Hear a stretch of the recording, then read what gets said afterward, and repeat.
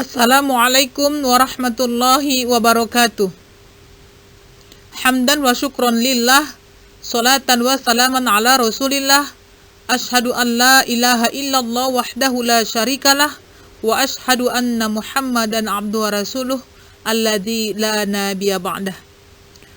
Anak-anak ibu sekalian, marilah sama-sama kita munajatkan kehadiran Allah Subhanahu wa taala, puja dan puji syukur kita sehingga pada pertemuan ketiga ini Allah masih memberikan kita kesehatan dan kesempatan. Salawat dan salam kepada Rasulullah sallallahu alaihi wasallam, seorang harismatik dunia, contoh tauladan yang baik bagi kita. Ananda ibu yang ibu banggakan dan ibu rindukan, kembali lagi kita pada pelajaran baca tulis Al-Quran bersama dengan Ibu Halimatus Sa'diyah Lubis SPDI dalam materi Makharijul Huruf. Ananda ibu yang ibu sayangi, hal yang pertama kita bahas tentang makharijul huruf adalah pengertian ataupun definisi dari makharijul huruf. Apa itu makharijul huruf? Makharijul huruf berasal dari bahasa Arab yang terdiri dari dua kata. Yang pertama, makharij. Kata ini adalah bentuk jamak dari kata makhraj, yang berarti tempat keluar. Yang kedua adalah al-huruf. Kata ini juga bentuk jamak dari kata al-harfu, yang berarti huruf-huruf. Jadi, menurut bahasa, kata makharijul huruf berarti tempat keluar huruf-huruf. Sedangkan menurut istilah ulama tajwid, makharijul huruf adalah tempat keluarnya huruf-huruf pada waktu huruf tersebut dibunyikan ataupun dilafazkan. Ananda ibu sekalian, setelah kita mengetahui pengertian dari makharijul huruf itu, ada kalanya kita juga mengetahui apa tujuan kita mempelajari makharijul huruf tersebut. Adapun tujuan kita mempelajari makharijul huruf itu adalah agar seseorang mampu membaca ayat-ayat dalam kitab suci Al-Quran dengan fasih atau betul sesuai dengan apa-apa yang dianjurkan oleh Rasulullah Sallallahu Alaihi Wasallam. Dengan demikian, maka seseorang akan terhindar lisannya dari kekeliruan ataupun kesalahan dalam membaca kalam Allah Subhanahu wa taala. Nah, kekeliruan yang dimaksud di sini yang pertama adalah kesalahan mengucapkan huruf yang berakibat berubah makna lafaz. Misalnya, mengucapkan han, itu arti han adalah mudah. Diucapkan dengan han, yang berarti artinya adalah sudah tiba waktunya. Yang kedua adalah kekaburan bentuk-bentuk bunyi huruf. Ini berupa kekeliruan. Misalkan, seseorang tidak dapat membedakan mana antara huruf H dengan H besar, mana huruf alif dengan ain, atau mana huruf kaf ataupun kof, dan sebagainya. Nah, ini adalah kekeliruan yang bisa mengakibatkan salah makna dari Al-Quran yang kita baca tadi. Ananda ibu yang ibu sayangi, setelah kita membahas pengertian makharijul huruf dan tujuan mempelajari makharijul huruf, masuklah kita pada pembagian makharijul huruf. Menurut para ahli ilmu tajwid, makharijul huruf dibagi menjadi 17 bagian ataupun 17 macam. Nah, yang 17 macam tersebut dikelompokkan menjadi 5 bagian, yaitu Al-Jauf. Al-Jauf ini adalah huruf-huruf yang keluar dari rongga mulut ataupun rongga tenggorokan. Yang kedua adalah Al-Halq, artinya huruf-huruf yang keluar dari tenggorokan. Yang ketiga adalah Al-Lisan, artinya huruf-huruf yang keluar dari lidah. Yang keempat adalah Syafawi, ataupun huruf-huruf yang keluar dari kedua bibir kita. Yang kelima adalah Khaysum, artinya huruf-huruf yang keluar dari hidung atau seperti bentuk sengau. Nah, yang pertama kita membahas tentang al-jauf ataupun huruf-huruf yang keluar dari rongga mulut ataupun rongga tenggorokan.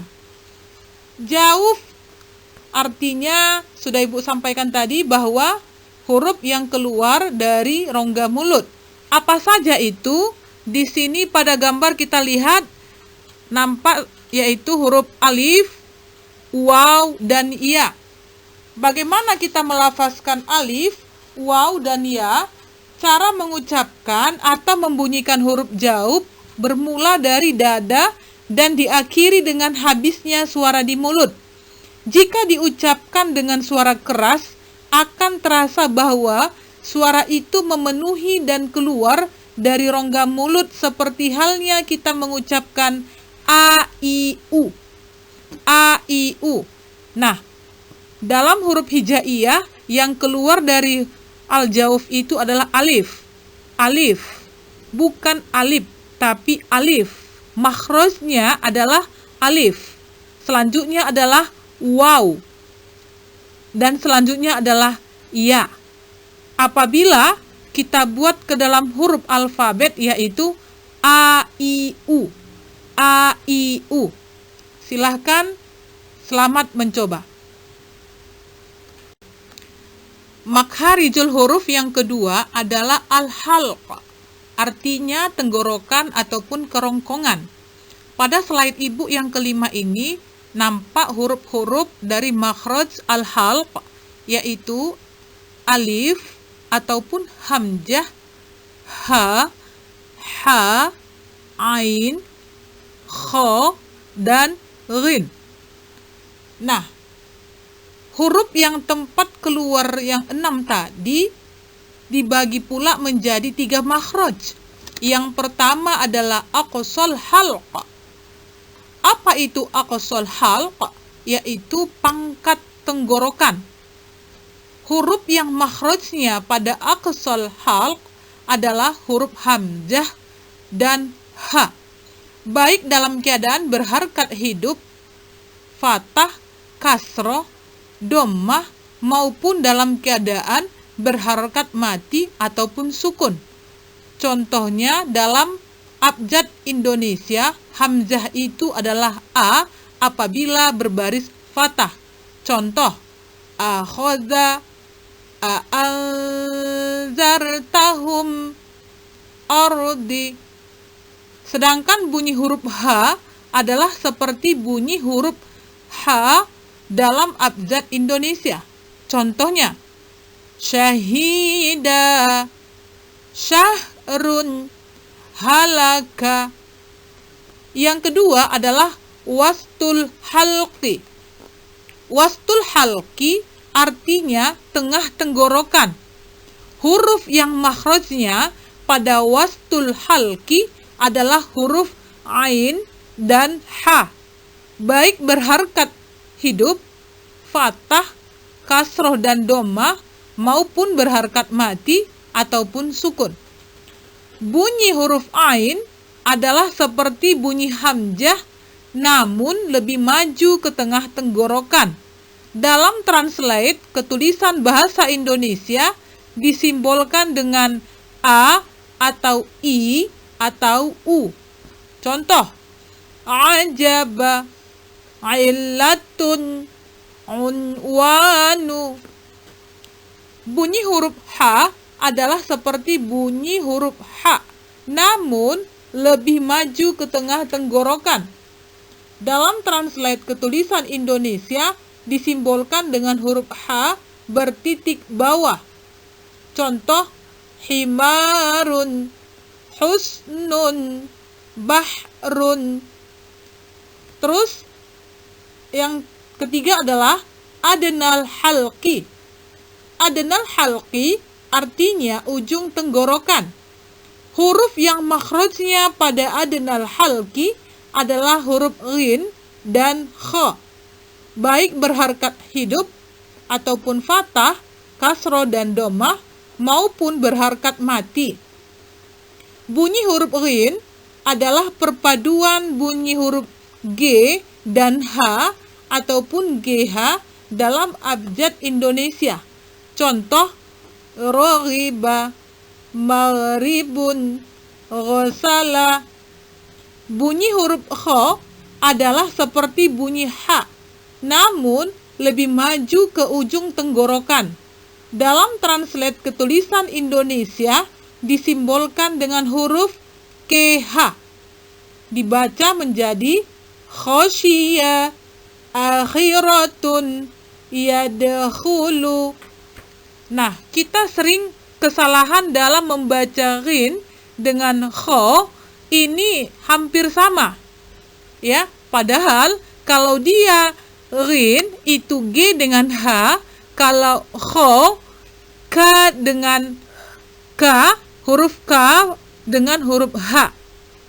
Nah, kalau Ananda Ibu sekalian mengambil air, minum, coba diminum, dimasukkan ke dalam mulut, baru diberhentikan di kerongkongan, baru dimainkan airnya. Itu adalah bunyi dari huruf rin. Selamat mencoba. Masuklah kita anak ibu sekalian pada makharijul huruf al-lisan. Artinya huruf-huruf yang keluar dari lidah. Lisan artinya lidah, huruf yang tempat keluarnya dari lidah, yaitu ta, sa, jim, dal, zal, ro, zai, sin, shin, sod, dot, to, zo, qaf, kaf, lam, dan ya. Ke-18 huruf tersebut terbagi dalam 10 makhraj. Yang pertama pada pangkal lidah dan langit-langit atas, yaitu huruf qaf. Huruf qaf ini berharakat fathah, kasroh, dhammah maupun dalam berharakat sukun. Ini adalah hurufnya keluar dari pangkal lidah dan langit-langit atas. Bunyi huruf qaf seperti kata qalqalah. Contohnya dalam Al-Quran adalah qila Al-Quran qatala. Yang kedua adalah pada pangkal lidah agak ke muka sedikit dan langit-langit atas, yaitu huruf kaf.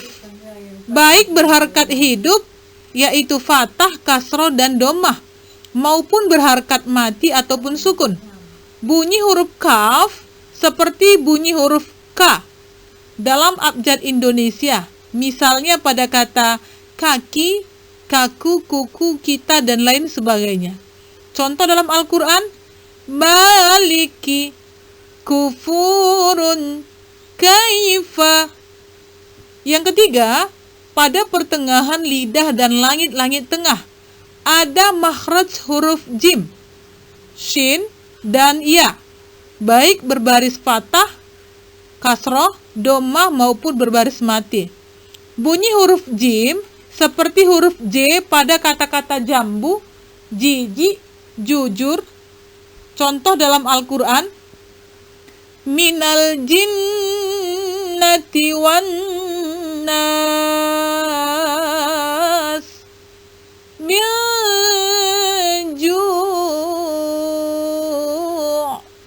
ajron. Yang kedua adalah bunyi huruf shin seperti bunyi perpaduan huruf S dan Y atau SY dalam abjad Indonesia, atau seperti bunyi orang yang sedang menghalau ayam, syah syah, hus hus hus, seperti itu. Contoh dalam Al-Quran, asyirku syuhada la yusyriku. Bunyi huruf ya seperti huruf ya pada kata-kata Yahya, Yamin, Yuyu, dan lain sebagainya. Contoh dalam Al-Quran, yauma nabiyyin ayyuha. Yang nomor 4, pada tepi pangkal lidah dengan geraham kiri dan kanan memanjang ke depan ada huruf dad, baik berharkat fathah, kasrah maupun dhammah, maupun berharkat mati ataupun sukun.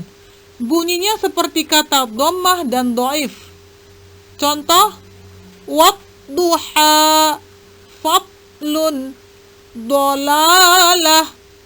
Dalam translate ketulisan Indonesia disimbolkan dengan huruf D bertitik bawah. Yang kelima, pada ujung lidah bagian bawah dengan langit-langit atas ada huruf lam, baik berharkat fathah, kasroh maupun dhammah, maupun berharkat mati. Bunyinya seperti huruf lam ataupun L pada kata lama, limbah, dan luka. Contoh dalam Al-Quran, la haula nuqaddisu falyaqul. Yang keenam, pada atas ujung lidah dengan langit-langit mulut atas bagian depan merupakan makhraj nun, baik berharkat hidup maupun berharkat mati. Bunyinya seperti huruf N pada kata nama, Nini, dan Nur. Contoh dalam Al-Quran, ni'matan na'bud minhum. Yang ketujuh, pada ujung lidah bagian atas dan langit-langit atas dengan menggetarkan lidah. Hurufnya adalah ro, baik berharkat hidup maupun mati. Bunyi seperti kita mengucapkan R pada kata robot, roti, dan ma'ruf. Contoh, Rabbi arhamar rahimin, ruh. Yang kedelapan adalah pada ujung lidah dan gigi bagian depan.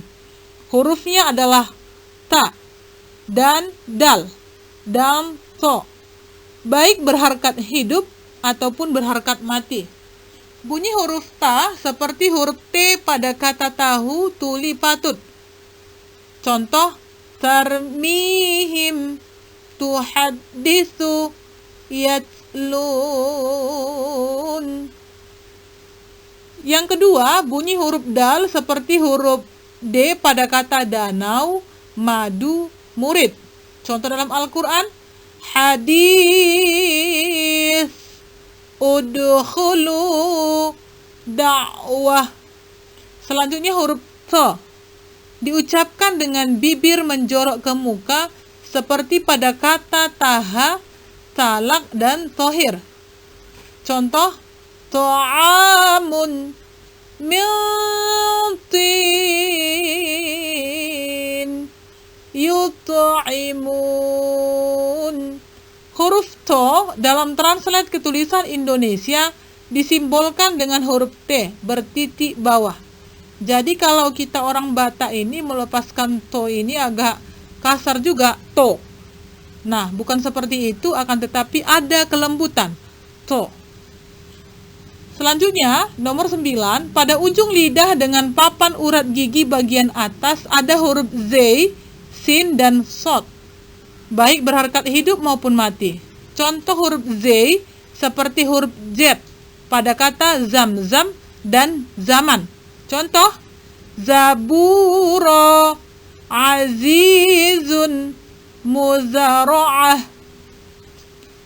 Selanjutnya adalah huruf sin seperti huruf S pada kata susu, sisi, dan sate. Contoh dalam Al-Quran, salimah, wasyamsu, sutihat. Selanjutnya huruf sod adalah sedikit mendesis dengan angin keluar dari mulut seperti ketika mengucapkan kata sholat, shodiq, sahih. Huruf sod dalam translate ketulisan Indonesia disimbolkan dengan huruf S bertitik bawah. Kalau ibu menyampaikan kepada anak-anak ibu sekalian, SHOD, sod. Contoh dalam Al-Quran, sodaqoh, sirat, sudurun. 10 adalah pada ujung lidah dengan gigi atas huruf sa, zal, dan zo. baik ketika berharkat hidup maupun mati. Bunyi sa, gabungan huruf T dan S, sa ujung lidah, dalam abjad Indonesia seperti ketika mengucapkan sanawiyah. Contoh, masalah, siyabaka, summa. Huruf sa dalam translate Indonesia disimbolkan dengan huruf S bertitik di atas. Selanjutnya huruf zal merupakan gabungan huruf D dan Z dalam bahasa Indonesia, seperti ketika mengucapkan kata zikir dan ustaz. Contoh, zakaro minaz zikri izqala. Dalam translate ketulisan Indonesia disimbolkan dengan huruf Z dengan titik di atasnya, Z bertitik di atas. Maka kalau mengatakan ustaz, itu harus ustaz, bukan ustad. Kalau ustad itu artinya adalah ekor keledai. Jadi ustaz baru benar. Selanjutnya bunyi huruf zo seperti ketika mengucapkan kata zuhur, zolim, dan zohir. Contoh, zoharo, yazunnu, yazlimu. Za ataupun zo dalam translate ketulisan Indonesia disimbolkan dengan huruf Z dengan titik di bawahnya. Ananda Ibu, silakan mencoba. Masuklah kita anak Ibu pada asyafatain ataupun huruf-huruf yang keluar dari dua bibir. Syafatain artinya dua bibir. Bunyi huruf yang tempat keluarnya terdapat pada dua bibir, yaitu bibir atas dan bibir bawah, adalah ba, mim, fa, dan waw. Huruf ba, makhrajnya pada bibir atas dan bawah. Cara mengucapkannya dengan mempertemukan antara kedua bibir bagian dalam. Bunyinya seperti huruf B pada kata baju, biru, dan buka. Contoh, la ta'budu subha baina. Yang kedua adalah mim. Makhrajnya pada kedua bibir luar. Bunyinya seperti huruf mim pada kata masjid, misal, dan halim. Contoh, malakat ya'lamu bihamdi. Selanjutnya, huruf fa. Makhrajnya pada bibir dengan ujung gigi atas. Bunyinya seperti huruf fa pada kata firman, faham, dan huruf. Contoh, fihim futihat afwaja. Selanjutnya adalah huruf waw. Terdapat di antara dua bibir yang merenggang. Bunyinya seperti huruf W pada kata wartawan, wanita, dan wasiat. Contoh, waladun, wiladatun, wulida. Silakan Anda Ibu mencobanya masing-masing di rumah. Anak-anak Ibu yang Ibu banggakan, masuklah kita pada makharijul huruf yang terakhir, yaitu al-khayshum, atau huruf-huruf yang keluar dari hidung. Khayshum artinya pangkal hidung. Bunyi huruf yang tempat keluarnya terdapat pada pangkal hidung, yaitu nun dan mim yang bertasdid atau disebut dengan gunnah musyaddadah atau juga wajibal gunnah. Termasuk juga di dalam khayshum adalah huruf-huruf yang berbunyi mendengung atau gunnah, nun sukun atau tanwin ketika idgham, ilfa, dan iklab. Mari sama-sama kita simak contohnya dalam bacaan Al-Quran. Yang pertama adalah nun bertasdid, yaitu wajibal gunnah. Pada contoh, minal jinnati wan nas. Yang kedua adalah masih dalam wajibal gunnah, mim bertasdid, musamma. Yang ketiga, nun sukun bertemu dengan ba atau tajwidnya adalah iklab. Contoh, mim ba. Tanwin bertemu dengan ba masih dalam konteks iklab. Contoh, yauma idzim basirah. Selanjutnya, nun sukun bertemu dengan mim atau disebut dengan idgham bi gunnah. Mimma.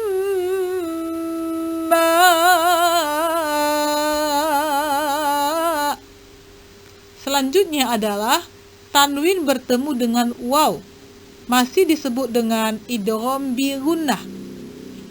Contohnya adalah malau wa'addadah. Selanjutnya, nun sukun bertemu dengan ta atau disebut dengan ilfa haqiqi. Contoh, min tahtiha. Selanjutnya, tanwin bertemu dengan kaf. Contohnya pada ilfa haqiqi yaitu kitabun karim. Selanjutnya, pada contoh idgham mutajanisain yaitu ba mati bertemu dengan mim. Irkam ma'ana.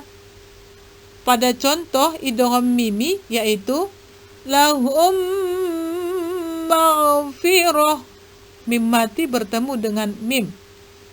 Selanjutnya pada ilfa syafawi yaitu mim mati bertemu dengan ba. Rabbahum bihim. Dan terakhir adalah contoh pada mad lazim harfi mukhaffaf. Kaf ha ya ain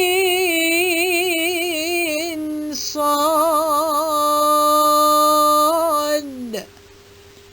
ataupun ain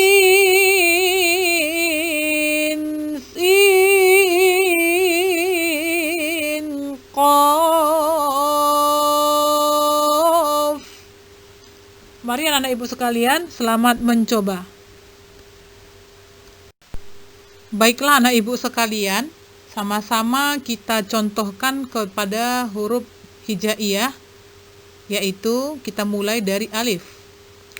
Alif, ba, ta, tha, jim, ha, kho, dal, zal, ro, zay, sin, shin, sod, dot, to, zo, ain, ghin, fa, qaf, kaf, lam, mim, nun, waw, ha, ya. Baik, kita ulangi. Alif, ba, ta, tha, jim, ha, kho, dal, zal, ro, zay, sin, shin, sod, dot, to, zo, ain, ghin, fa, qaf, kaf, lam, mim, nun, waw, ha, ya. Anak-anak ibu sekalian, mari sama-sama kita contohkan pada huruf hijaiyah hidup dan mati dalam bentuk rangkaian yang sederhana. A, I, U, Ba. Babi, Bu, Bab. Tati, Tu, Bat. Sasi, Subas. Jaji, Jubaj. Hahi, Hubah. Khohi, Khubah. Dadi, Dubad. Zazi, Zubaz. Zazi, Zubaz. Rori, Rubar. Sasi, Subas. syashi syubas, sosi subas, dodi dubat, toti tubat, zazi zubaz, ai uba, gori gubar, fafi fuf baf, qaqi qubaq, kaki kubak, lali lubal, mami mubam, nani nuban, wawi wubau, hahi hubah, yayi yubai. Anak-anak ibu sekalian, demikianlah pembelajaran kita baca tulis Al-Quran dengan materi makharijul huruf. Apabila ada kritikan, saran, ataupun pertanyaan, silakan disampaikan pada kolom komentar di Google Classroom atau melalui via WA yang sudah ibu berikan pada pertemuan pertama.